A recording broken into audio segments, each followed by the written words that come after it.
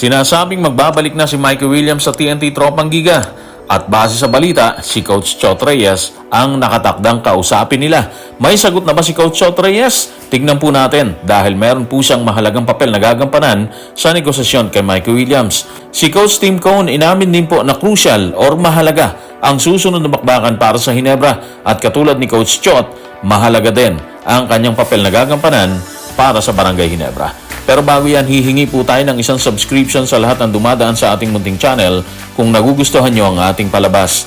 Kung medyo mabigat ang subscription, siguro kahit isang like at isang share na lang po yan. Okay na po ako dyan. Maraming salamat. Sa kanyang kartadang 4-5, wala ang mga key players katulad ni Ronde Hollis Jefferson at Mikey Williams. Masasabi nating nasa hindi magandang posisyon ngayon ng TNT Tropang Giga ni Coach Jolas. Pero tila may konting liwanag sa grupo bunga ng lumabas na pahayag tungkol kay Mikey. Ano nga ba ang pasabog na yan? Tignan po natin si Sir Homer Sison sa kanyang report sa Spin.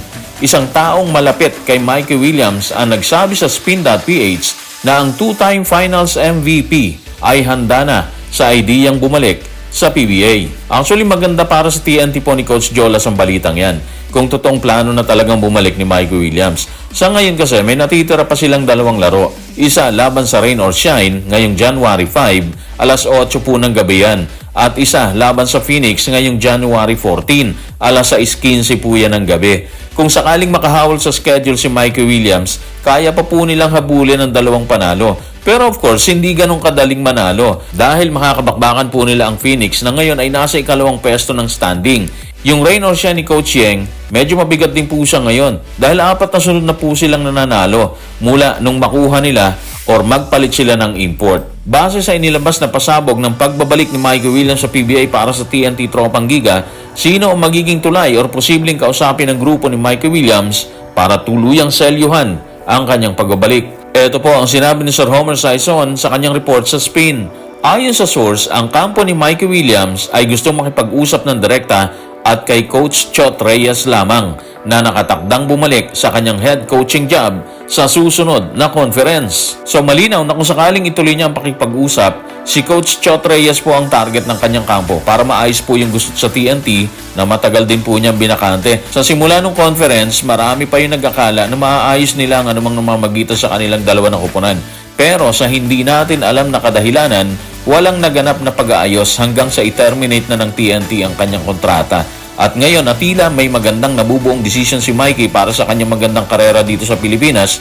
Tila magsisimula rin na isang magandang kapalaran para sa kupunan, di ba? Hindi man siguro ngayon, pero para sa hinaharap na po siguro yan. Sa balitang si Coach Chot Reyes ang kakausapin ni Mikey Williams para sa kanyang posibleng pagbabalik sa TNT Tropang Giga, ano ang masasabi ng butihing coach na nakatakda umanong bumalik bilang head coach sa susunod na taon or konferensya? Ito po ang sinabi ni Sir Homer Sison sa Spin. Si Coach Chot Reyes na kasalukuyang senior consultant ng TNT ay hindi makausap para sa komento. Pero ang source sa loob ng MVP Group ay sinabi sa Spin na aasikasuhin nila ang oportunidad na buksan ang komunikasyon kay Mikey Williams. Obviously, malaki ang papel na gagampanan ni Coach Chot Reyes sakaling matuloy ang pag-uusap ng magkabilang kampo. Naayon na rin po sa pahayag ni Sir Homer Sison, i-entertain talaga ng management ang anumantangkang pagpasok muli ni Mikey Williams sa kupunan na ilang buwan din niyang nilisan. At bagamat wala pang inilalabas na komento or pahayag si Coach Chot tungkol sa issue, naniniwala tayo na hindi nila tatalikuran ng anumang magandang opportunity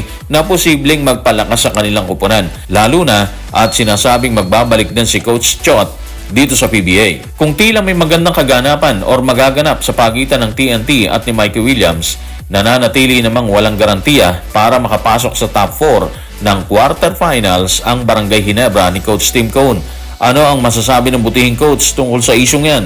Ito po si Coach Tim sa report ni Richard D. ng The Manila Times. Kailangan mangyari ang mga bagay na yan para sa amin. Pero wala kasi sa kontrol namin ang mga bagay na yan. Ang pwede lang namin makontrol sa ngayon ay makakuha ng panalo. At kapag natapos yan, bahala na. Tignan na lang natin. Kahit naman sino, mahirap magsalita talaga kung makakapasok ba sila o hindi dito sa top 4. At katulad nung sinabi ni Coach Tim, magagawa lang nila is ipanalo ang bawat bakbakan para makapasok sa top 4 talaga at makakuha ng twice to beat incentive. Mahirap actually yung task kasi kailangan nilang sunugin lahat ng natitira nilang bakbakan.